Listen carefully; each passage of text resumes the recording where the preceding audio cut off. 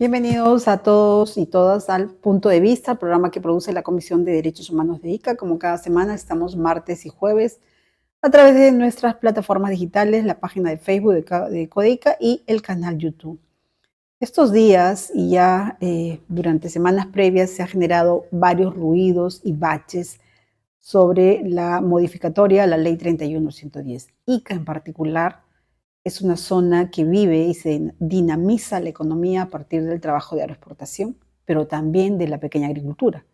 Entonces, en los últimos el último fin de semana, y todavía aún está latente, ayer han querido nuevamente tomar la Panamericana, hemos observado que los y las trabajadores de agroexportación ubicados en Santa Cruz de Villacurí, específicamente en el corredor norte, lo que es el Álamo, Expansión Urbana y los 12 asentamientos humanos de Santa Cruz de Villacurí, este último punto, están con el discurso de la agenda, varios temas sociales, salud, educación y seguridad ciudadana. Eso está dando ahí, le están exigiendo al gobierno regional y al Ejecutivo que haya una atención específica.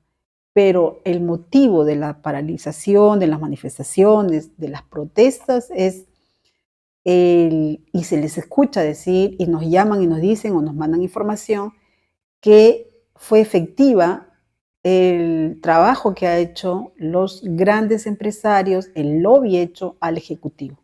Y esto pareciera que tuviera un argumento válido, ¿no? Se ha hablado de que se va a modificar el bono beta, que el acceso a la salud va a ser distinto, el pago en cuanto a impuestos, pero lo que más hablan es que la CTS, ¿no? O sea, la compensación por tiempo de servicios va a ser afectada. ¿Cuánto de cierto hay? ¿Es válido la preocupación de los y las trabajadoras? ¿Esto los puede llevar a una paralización, desencadenar en un conflicto?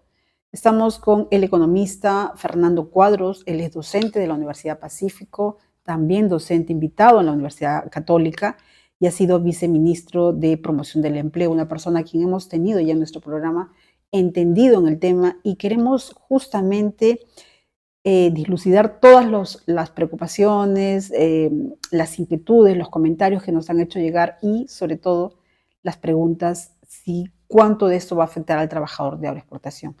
Fernando, gracias por estar con nosotros, bienvenido a Punto de Vista. Una posibilidad, quisiéramos apelar a lo más sencillo, porque hablar de economía es hablar de estadística, números y a veces es complejo, leyes, en fin. ¿Cómo explicarle a la población y queremos no solamente dirigirnos en particular, porque está en las redes sociales? Tú nos decías en la pre-entrevista que son más o menos 400.000 trabajadores que van a ser o que están vinculados al tema de la exportación. Buenas noches, bienvenido a Punto de Vista. ¿Esta realidad es concreto? ¿Es una modificatoria ya zanjada? ¿Es una propuesta? Entendemos que presentó Luis Camiche del Perú Democrático. ¿Es válida la preocupación de los trabajadores? Gracias por estar con nosotros. Buenas noches, Rosario. Gracias por la invitación. Efectivamente, hay una nueva ley aprobada por el Congreso de promoción en general al sector textil y confecciones, pero que incluyó también al sector agroexportador, agrario del país, a través de, digamos que, una modificación de último minuto, ¿no? Dentro del debate, mejor dicho, que se dio en el Pleno del Congreso. Esta norma ya ha sido enviada al Ejecutivo como autógrafa para su posterior promulgación. Dentro de los temas que incluyen al sector agroexportador, hay que considerar dos. Uno, se reduce el aporte a salud al 6%. Hay que recordar que las empresas en general pagan un 9% del sueldo de los trabajadores como aporte al Seguro Social de Salud, pero en el régimen agrario por más de 20 años pagaron solo 4%. Con la ley del 2020 se subió este aporte al 6% y se estableció un cronograma de incremento gradual, que ya había llegado al 8% en este año y que debería haber llegado al 9% en el subsiguiente año. Con esta ley, este aporte vuelve a caer del 8 al 6% y se establece que recién llegará al 9% en el año 2028. Evidentemente, esto afecta pues a salud, porque genera una reducción de sus ingresos. Más o menos se genera un forado de más de 300 millones de soles al año en el seguro agrario, lo cual pues va a perjudicar la atención brindada a los trabajadores. Y en extremo, También, digamos, que va a generar que se trasladen recursos de otros fondos de salud a este fondo, digamos, desfinanciando y afectando el manejo eficiente de salud. Y el segundo punto tiene que ver fundamentalmente con deducciones tributarias por la contratación de nuevos trabajadores Hagamos un alto ahí, bajo ciertas Fernando. reglas. Sí, hagamos un alto ahí para un poco explayar, un poco profundizar sobre este punto. ¿Cuál es la necesidad de que el país, sabiendo que las condiciones de salud son precarias, sobre todo para ese sector, pero en todo el país, se hace, digamos, o sea, beneficia, ¿no?, al empresario agroexportador, afectando la propia calidad del servicio de salud, por lo que tú has referido, ¿no es cierto? O sea, ¿cuál es el interés que se está privilegiando aquí? ¿El del empresario? Y aquí quiero recordar algo. AGAP, la Asociación de Gremios Agroexportadores, y las diferentes cámaras de comercio, en particular también la de ICA, en varias reuniones nos han sostenido que hay una pérdida y que con lo ocurrido con la ley de 31110, que fue derogada la 27360, ellos han caído en producción y que están los fondos vendiéndose y que, bueno, están, no pobrecitos, pero que sus economías, y esto afectaría al país y al trabajo. ¿Cuán de cierto es eso? Y entro a esto primero para ampliarnos y luego a la segunda modificatoria. Porque si es así, que ellos están perdiendo por producto de que están pagando, como tú mismo lo has dicho, hasta 8% y que tendrían que llegar al 9% según el calendario, o sea, ¿esto es verdad? Yo diría que no, porque si revisamos las cifras, podemos apreciar que entre diciembre de 2020, que se aprueba la nueva ley agraria, y diciembre del año 2022, la cantidad de empleos formales en el sector agroexportador creció en cerca de 40.000. Es decir, se contrataron 40.000 nuevas personas dentro de este sector económico, que es importante para el país. Entonces no estaba en una situación realmente de pérdida de empleos, y las agroexportaciones han seguido creciendo también en ese periodo, incluso a lo largo de este año. Entonces, yo no diría que el sector agroexportador esté en crisis, al menos en lo que se refiere al plano laboral. Hay que recordar también que las MIPES agrarias sí mantenían este beneficio de aporte del 6% hasta el año 2027, según la ley agraria del 2020, por lo que en realidad esta reducción de 9, 8 a 6% en el aporte agrario beneficia exclusivamente a las grandes empresas agroexportadoras. Las MIPES agrarias ya tenían este beneficio, repito, hasta el año 2027. Entonces no es verdad que esto se haya focalizado en las micro y pequeñas empresas. Eso es importante tenerlo claro. Entonces no es un sector propiamente en crisis, sino donde ha seguido creciendo el empleo formal. Dicho de otra forma, nos han estado mintiendo, porque si se dice que estarían afectando a las MIPES, si están ellos perdiendo terrenos y se están vendiendo, ¿no?, y que en todo caso hay menos contratación de personal, tú has señalado un dato clarísimo, 40.000 trabajadores en estos 2 años. Ahora, lo que sí sentimos es que hay una concentración de empresas, ¿no? El ejemplo de Agrocasa, que ha sido vendido al Grupo Jame, uno de los grupos más grandes de Guatemala. Entonces ahí es grupos de poder para fortalecerse, quizás mucho más y extender su capital a nivel de transnacionales. Pero ahora vayamos a esto segundo elemento que tú planteabas de la modificatoria de 31110. Sí, efectivamente. Solo para complementar el punto que tú señalas, es un sector efectivamente con alta concentración. Si bien puede haber más MIPES agrarias que grandes empresas agrarias, como en cualquier otro sector, el 90% de los 400.000 empleos agrícolas formales, agroexportadores, está en grandes empresas, que son aquellas que tienen más de 100 trabajadores en planilla o ventas de más de 1.700 UITs al año, ¿no? Más de 8,5 millones de soles al año en ventas. Entonces, sí hay una concentración importante en la gran empresa agroexportadora del empleo generado. De hecho, 15 empresas concentran cerca del 40% del empleo agrícola agroexportador y más o menos 18 al 50%. Entonces, en realidad, pues, propiamente en la práctica, en términos de trabajadores, el ahorro se da para la gran empresa agroexportadora. Ahora, este era el primer punto, digamos, la reducción del aporte de salud al 6%, que, repito, afecta, digamos, que los recursos recaudados por salud, que pierden más de 300 millones de soles al año por esta medida, lo cual pues va en desmedro de los trabajadores que se atienden en salud, que van a recibir atenciones más precarias que antes, y que en extremo va a implicar que se echen mano de otros recursos de salud para atender a estos trabajadores, lo cual va a perjudicar al resto de contribuyentes y afiliados a salud. Eso es importante tenerlo en cuenta. Bueno, la ministra de Agricultura entiendo que ha señalado que en realidad este aporte lo va a asumir el Estado, pero esto no es verdad, porque en ninguna parte de la ley se señala que el Estado va a compensar en salud por los más de 300 millones de soles dejados de percibir. Entonces, eso no es exacto.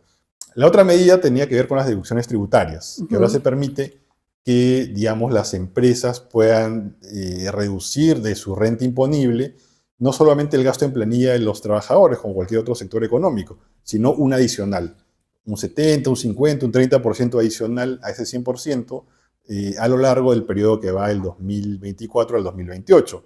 ¿Y eso qué implica? Que en la práctica van a pagar menos impuesto a la renta, el Estado va a recaudar menos, lo cual va a ahondar la crisis fiscal de este año, donde ha venido cayendo la presión tributaria, y el Estado va a tener menos recursos para brindar servicios públicos de calidad, como salud, educación, seguridad, entre otros.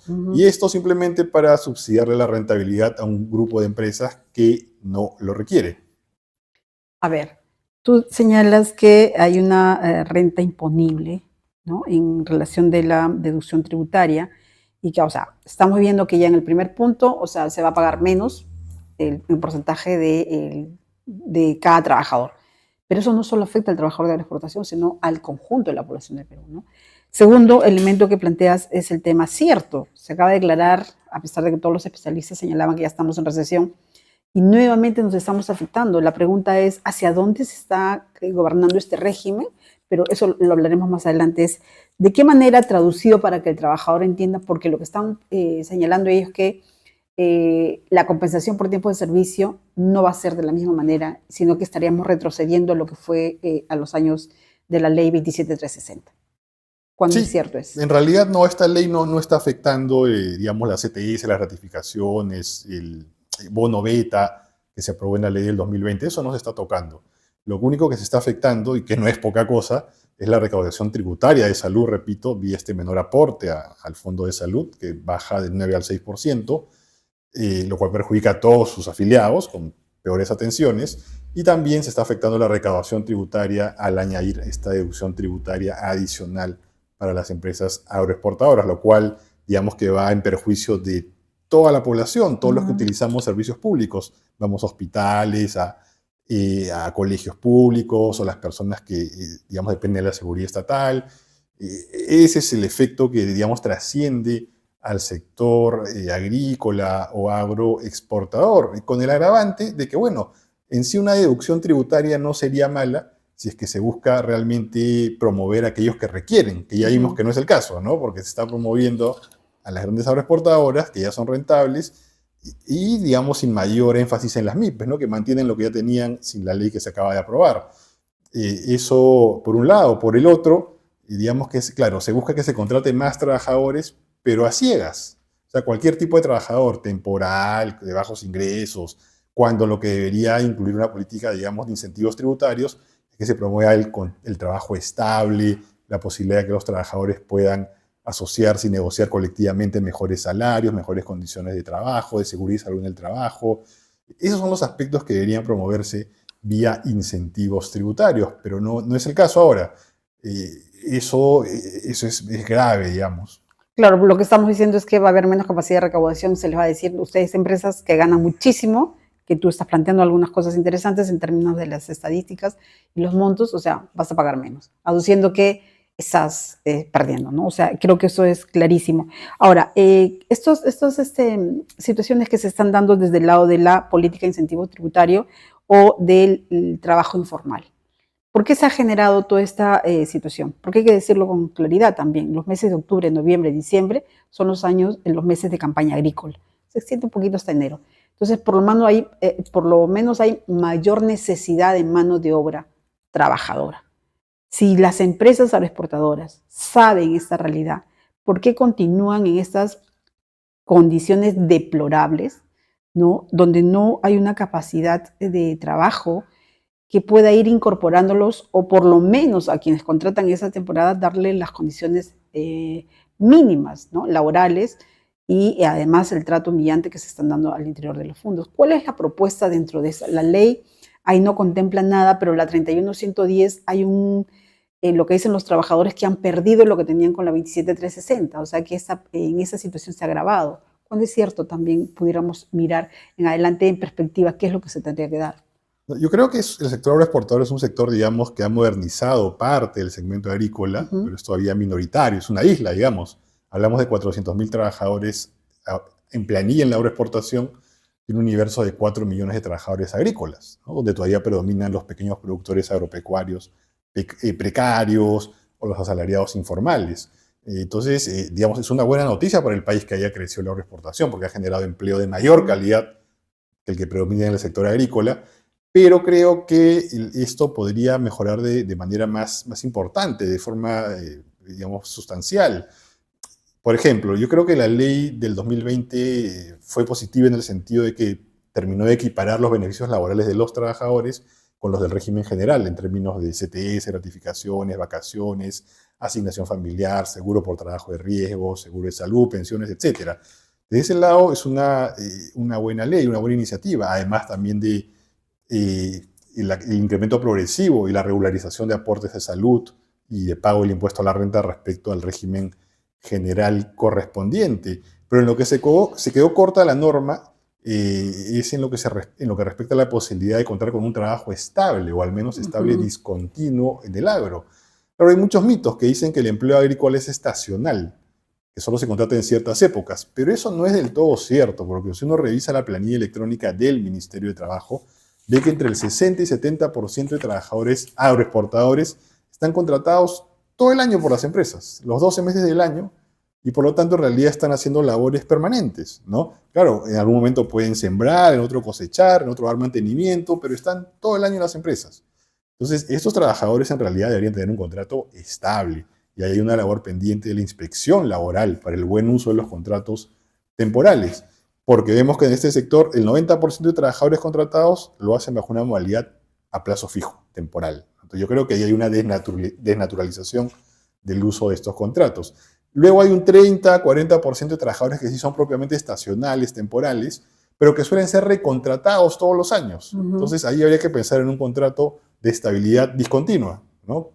¿Cómo funcionaría? Diríamos que si un trabajador es contratado más de una vez, 2 veces o 3 veces de forma consecutiva o alternada, debería tener el derecho de que sea luego recontratado siempre que surja la necesidad, ¿no? Entonces es una estabilidad discontinua, como pasa en el agro de otros países, incluso de la región latinoamericana. Entonces eso no fue abordado en la ley del 2020, es un aspecto débil porque se siguen utilizando, básicamente, repito, contratos temporales, incluso para actividades que son permanentes o permanentes discontinuas en extremo en el sector agrario. ¿Y esto por qué es importante? Porque un trabajador temporal es casi imposible que pueda sindicalizarse y negociar colectivamente mejores salarios, mejores condiciones de trabajo, que traduzcan las mejoras de su productividad hacia su bolsillo. De hecho, un dato interesante también es que en los últimos 20 años, con el antiguo régimen agrario, la productividad promedio del trabajador creció en 50% en términos netos, pero sus salarios reales, el poder adquisitivo de sus salarios, creció solamente en promedio en un monto, digamos, que inferior, ¿no? O sea, para ser precisos, la productividad creció 50% más que los salarios promedios reales de los trabajadores agrarios formales, ¿no? Entonces, evidentemente, había posibilidad de mejorar más sus salarios, pero no se hizo por estas limitaciones que existen en la normativa.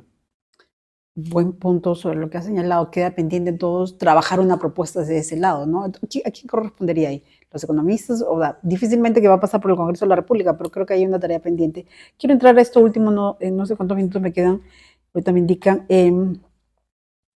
En función a, entonces, esto que se ha venido diciendo durante estos días en las movilizaciones o en el intento de paralizar, tomar la carretera, básicamente, bloquear la carretera, que se estaría o que se está afectando el bono beta, que la compensación por tiempo de servicio no es la misma y que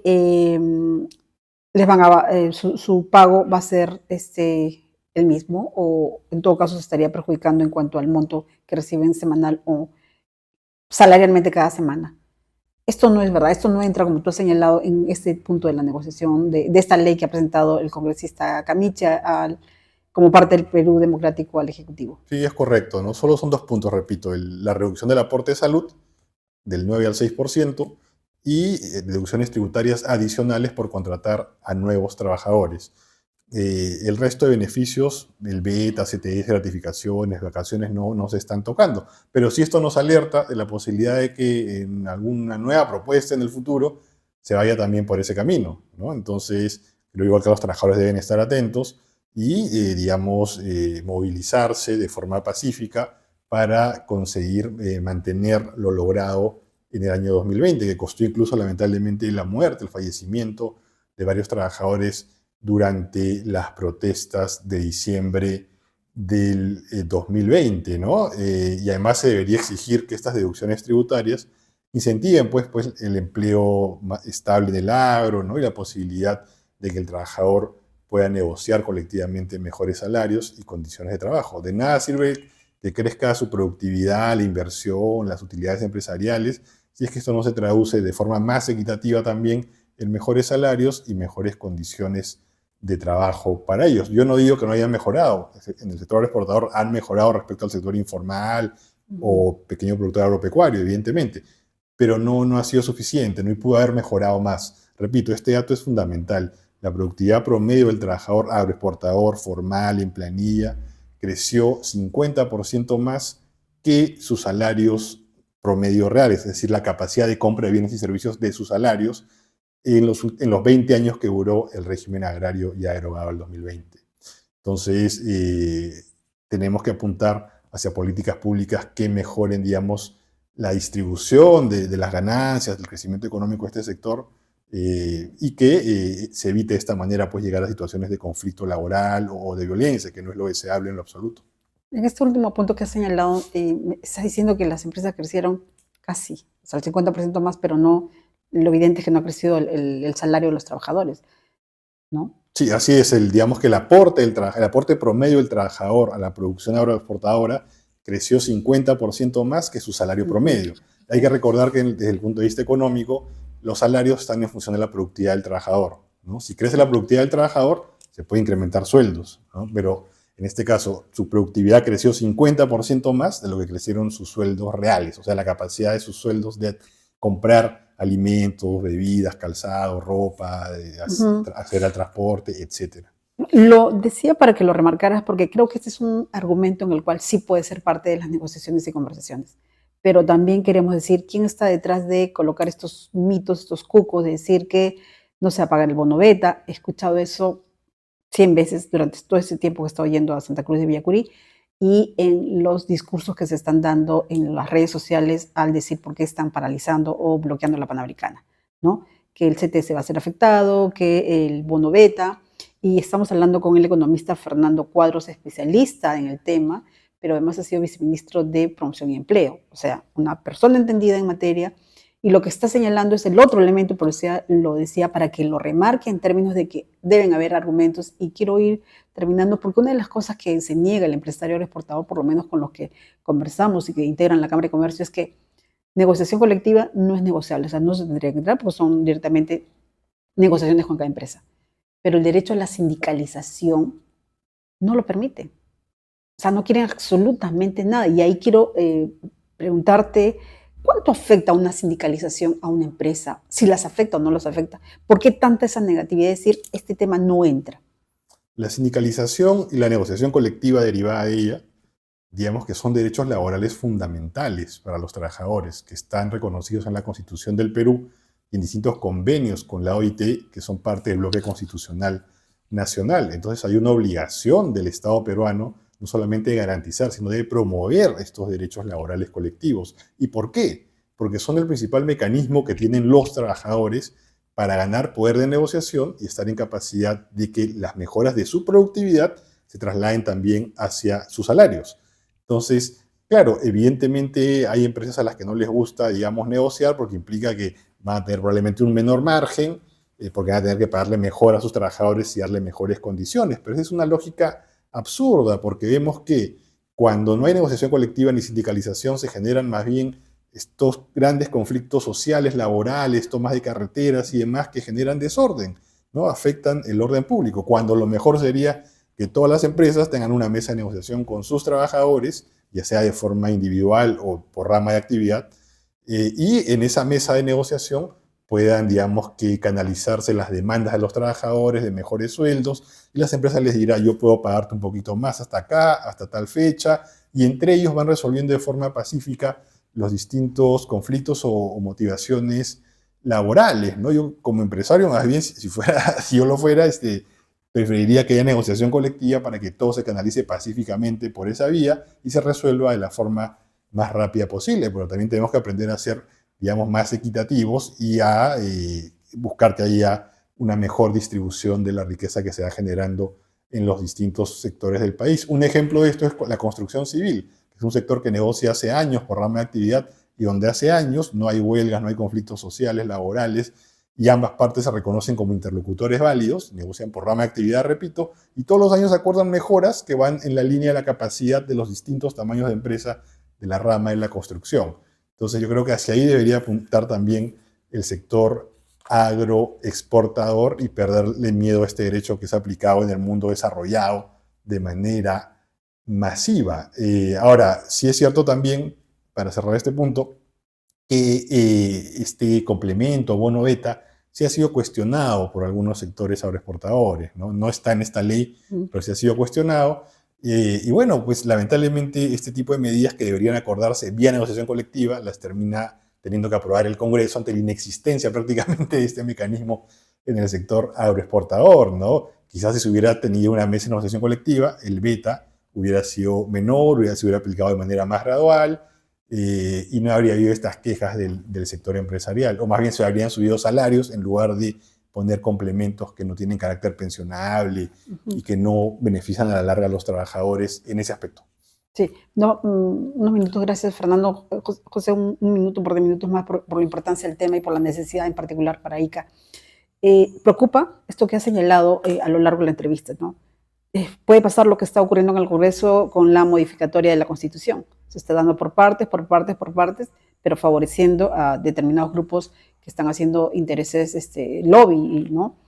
Y creo que esa es la estrategia del sector empresarial, ¿no? Entrar por algunas cosas para que la masa trabajadora o la clase trabajadora no sienta que todo ha venido de porrazo y ir recuperando lo que se modificó con la ley 27360 en el año 2020. Pero lo segundo, en el tema y quiero terminar la entrevista con ello, o sea, ¿qué es lo que corresponde hacer a los trabajadores en el marco de estas, y los sindicatos? Siento que hay mucha desinformación, que se dejan llevar por rumores, pero hay una preocupación y una necesidad de ir aportando, ¿no? En términos de que esto sea mejora. ¿Cuál es tu recomendación ahí en términos a los trabajadores? ¿Cómo ir generando una discusión alturada a partir del diálogo, una conversación, pero sobre qué debe girar en las negociaciones con el empresariado o sus representantes, teniendo en cuenta que hay un marco de política nacional de empresas y derechos humanos y que establece no solamente el cumplimiento de los principios rectores, que es un tema chino para los trabajadores, pero que sí marca la conducta empresarial responsable? Sí, yo considero que los trabajadores deberían buscar seguir asociándose, sindicalizándose en la medida de lo posible y presentar, digamos, sus propuestas al Congreso de la República, en la línea de buscar que realmente los que son estables en las empresas tengan un contrato estable a plazo indeterminado, y los estables discontinuos, un contrato, digamos, estable, pues con recontrataciones obligatorias en el marco de la norma. Esto implica una reforma más bien de la ley agraria en ese sentido.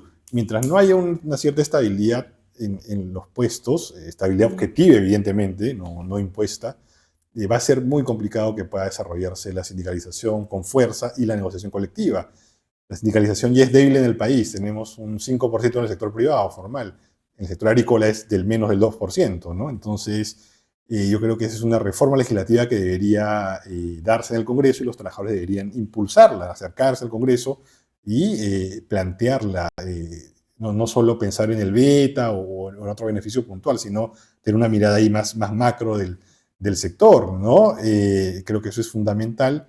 Y bueno, a llevar, repito, las protestas que sean necesarias, pero siempre de forma pacífica, ¿no? Eso es importante, eso es fundamental, y estar atentos, ¿no? Porque claro, como bien señalas, se puede empezar con esta reducción del aporte de salud, con estas deducciones tributarias adicionales por contratar nuevos trabajadores, pero luego se puede seguir digamos, haciendo una contrarreforma, ¿no? Y volviendo a los términos del régimen agrario que se derogó el 2020 y que fue nefasto en diversos aspectos, ¿no? Y hay que recordar también que el tema central del crecimiento agroexportador no fue laboral, fue el tema tributario, fue el acceso a nuevos mercados de alto poder adquisitivo, fueron las facilidades en términos sanitarios que dio el Estado peruano, la irrigación de tierras y demás, ¿no? Esos son los factores que se deben potenciar, no la reducción de derechos laborales, menos aún deducciones tributarias que no toman en cuenta que una empresa puede haber cometido infracciones laborales graves o muy graves y que igual se les va a dar este beneficio.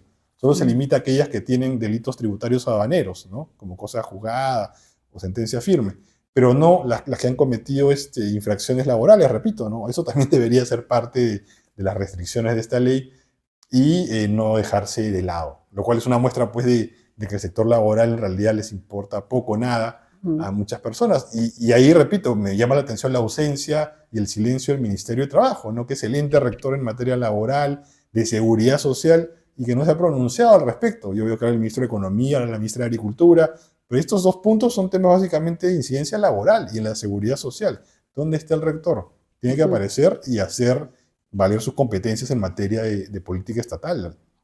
Muchísimas gracias, Fernando, por abrirnos las puertas. Nosotros si bien estamos en Lima en cuestiones laborales de trabajo, no hemos querido dejar este tema porque en ese momento es una preocupación grande para poblaciones que tienen y viven de la economía agroexportadora.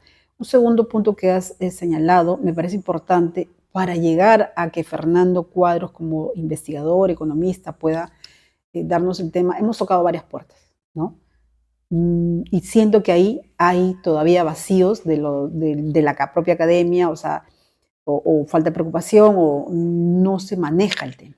Entonces quiero sí reconocer esta posibilidad de la entrevista para Punto de Vista, para Codeica, el diálogo y dejar la puerta abierta para seguir ahondando en estos temas que para nosotros en particular, por el conjunto de trabajadores con quienes siempre nos vinculamos, es de necesidad. Muchísimas gracias, Fernando.